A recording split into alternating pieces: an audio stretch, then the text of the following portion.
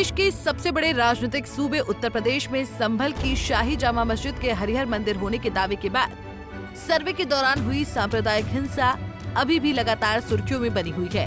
तमाम विपक्षी लीडर संभल का दौरा करना चाहते हैं, लेकिन यूपी प्रशासन का सख्त आदेश है कि कोई भी बाहरी 10 दिसंबर से पहले संभल में प्रवेश नहीं कर सकता है। सरकार की अपनी हठधर्मिता है और विपक्ष की अपनी हठधर्मिता दिख रही है।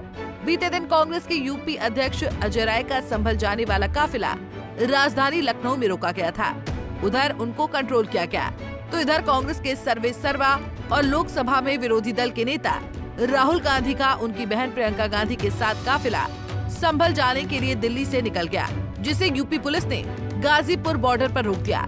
इस दौरान पुलिस और कांग्रेस कार्यकर्ताओं के बीच काफी तुकबंदी भी हुई। गाड़ी की विंडो पकड़े खड़े राहुल गांधी ने काफी देर तक यूपी पुलिस के आला अफसरान से बातचीत भी की, लेकिन फिर भी उन्हें संभल जाने की इजाजत नहीं दी गई।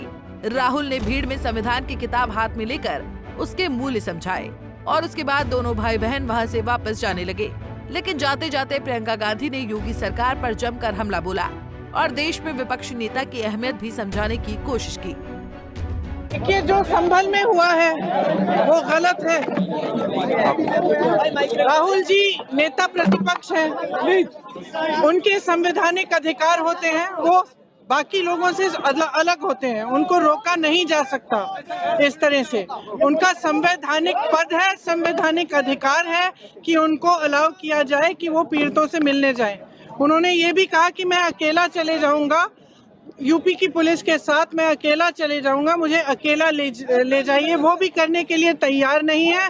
पुलिस वालों के पास कोई जवाब नहीं है। शायद उत्तर प्रदेश की स्थिति क्या ये है कि आप इतना भी नहीं संभाल सकते, तो फिर आप इतना गर्व से क्यों कहते हैं कि लॉ एंड ऑर्डर आपने संभाल रखा है यूपी सरकार के हठधर्मिता के आगे लोकसभा के नेता प्रतिपक्ष राहुल गांधी का उल्टे पांव दिल्ली वापस आना एक गंभीर मुद्दा है।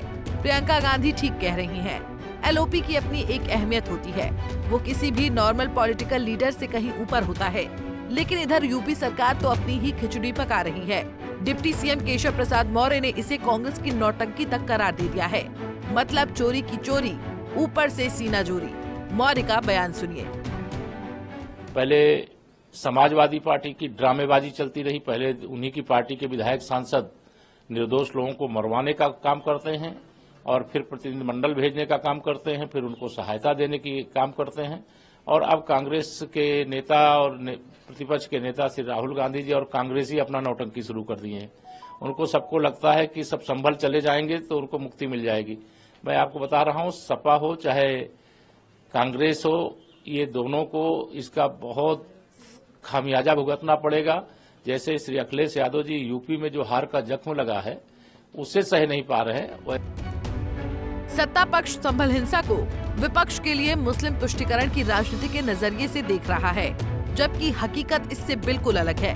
हकीकत ये है कि मुसलमानों की अपनी कोई लीडरशिप न होने की वजह से बहुत सारी राजनीतिक पार्टियों ने उनके वोट बैंक का मनचाहा इस्तेमाल किया है और कांग्रेस भी इससे अछूती नहीं रही है। लेकिन बात वही है कि यूपी सरकार को हर हाल में यही लग रहा है कि विपक्ष संभल हिंसा पर सिर्फ राजनीति कर रहा है। मौर्य के बाद दूसरे डिप्टी सीएम ब्रजेश पाठक का कहना है कि कांग्रेस संभल मामले का राजनीतिकरण करने की कोशिश कर रही है।